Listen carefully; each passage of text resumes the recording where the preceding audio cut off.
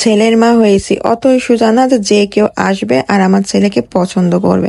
মানে বলতে গেলে আমার পছন্দই মেন পছন্দ এখন পর্যন্ত। আসসালামু আলাইকুম, কেমন আছেন সবাই? আশা করি সবাই খুব ভালো আছে। তো আমিও মাকে এটাই পছন্দ করে দিছি। ফ্লাক্সটা অনেকক্ষণ ধরে অনেকগুলো ঘেটে ঘেটে ঘেটে চয়েস করে মার একটা খুব শখ ছিল এরকম একটা ফ্লাক্স কিনবে। মানে সবসময় তো বড়গুলো নিয়ে ঘুরা যায় না, তো ছোট দেখে একটা কিনবে যাতে করে এটা হাফ কেজি মানে হাফ লিটার মতো পানি যাবে বা চা বা দুধ বলেন যেটাই হোক এটার ভিতর যাবে। তো অনেকক্ষণ ধরে চয়েস করে করে তার তো চয়েসও হচ্ছে অনেকগুলো, আবার হচ্ছে না। সবচেয়ে সুবিধা যেটা খুললেই তাড়াতাড়ি ঢালা যাবে এরকম সুবিধার জন্য আর কি খুঁজতেছিল। তো এটাই সবাই মিলে পছন্দ করলাম, তো মা এটাই নিয়ে রাখলো।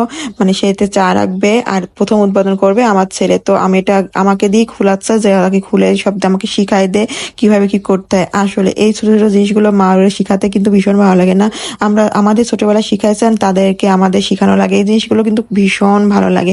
তো বাবুকে আমি বলতেছিলাম যে তুমি এতে ও দুধ খাবেই না কিছুতে। কখন থেকে আমি হাঁড়ি নিয়ে বসে আসছি, মানে কাপ নিয়ে বসে আছি ওকে দুধ খাওয়াবো, তো ফিডা কখনোই দুধ খায় না। তো আমার ওরকম কাপে নিয়ে নিয়ে খাওয়ানো লাগে, চামচও খায় না। আর চামচও বা কতটুকু খাবে, এই জন্য আমার কাপে নিয়ে সুন্দর করে খাওয়ানো লাগে। তো এখানে এসে উদ্বোধন করলাম, মানে ওকে দুধ খাওয়ানোর জন্য আর কি একটা অজুহাত খুঁজলাম যে তুমি এতে খাবে। তো একটু করে আমি ঢেলে দেখতেছিলাম কতখানি দুধ যায়। তো দেখলাম যে পুরো হাফ লিটার দুধ হচ্ছে সুন্দরভাবে বোতলটাতে বসে গেছে। তার মানে ভিতরে অনেকটা জায়গা, মানে সুন্দরভাবে একটা চা হয়ে যাবে ছোট ফ্যামিলির জন্য।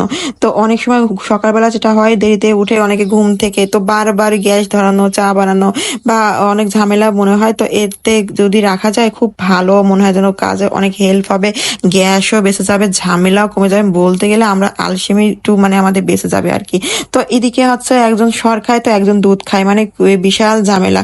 আমার ছেলে একটু সর খেতে চায় না, সর মুখে দিলেই সে ফেলাই দেয়, আর ওদিকে ওইটা হাঁড়িতে খুঁজে খুঁজে সর নিয়ে খায়। তো আমি হাঁড়ি পাতিল নিয়ে বসে গেছি ছেলেকে খাওয়ানোর জন্য। দেখেন কত কিছু না করতে হয়, বলতে গেলে মানে কত খেলা করতে হয়। তো আমরা ওকে খাওয়াচ্ছি আর আমরা হাইফাই নিয়ে মানে দুষ্টামি করতেছি, আর সে ওভাবে করে দুধ খেয়ে নিচ্ছে। আসলে বাচ্চা কাচ্চা মানুষ করা কিন্তু একা হাতে কখনোই সম্ভব না, সবার একটু সহযোগিতা লাগেই লাগে। তো আমি দেখে বলতেছিলাম আমার মাথাটা ব্যথা করতেছে, একটু চুলটা খুলে যেই না বসছি অমনি এই দুটো মিলে আমার মাথা ছেকে ধরছে। বিশ্বাস করেন এবার আমার শুধু মানে মনে হচ্ছে আমি একটু হাবিজাবি জিনিস কিনি, একটু ঘরের জন্য কিনি, আর মানে ভালো লাগে। আর এত বেশি মোবাইলে মানে সুন্দর সুন্দর ডেকোরেশনের জিনিসগুলো দেখায়, তখন শুধু লোভ লাগে। মানে এত ঘর সাজানোর নেশা উঠছে, কিন্তু মানে সব সময় তো আসলে হয়ে ওঠে না, মানে সবকিছু হিসাব নিকাশ করেই তো করতে হয়।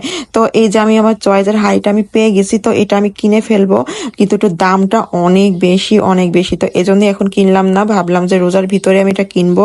আর এখন আমার যেটা দরকার সেটা আমি নিয়ে বাসায় চলে যাই। তো সবকিছু আসলে দেখতে বেশ ভালো লাগে, কাছে জিনিসে ঢুকলে মানে মাথাটা নষ্ট হয়ে যায় না। আমরা যারা মেয়েরা আছে তারা বুঝতে পারবে বিষয়টা।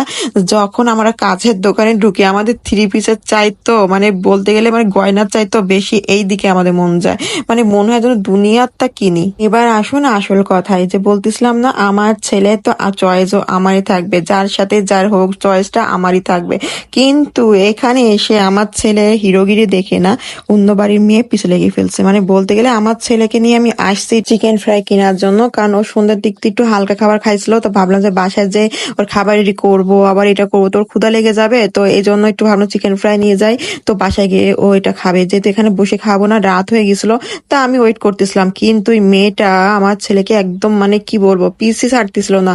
মানে আপনারা আবার খারাপ ভাবে নিয়েন না জিনিসটা, মানে শুধু চাচ্ছে আমার ছেলের সাথে কথা বলবে খেলবে, কিন্তু আমার ছেলে তো খুবই মুডি, মানে সে কথা বলতে চাচ্ছে না। মানে সে ভাবতেছে কেন কথা বলবো, অচেনা একটা মেয়ে।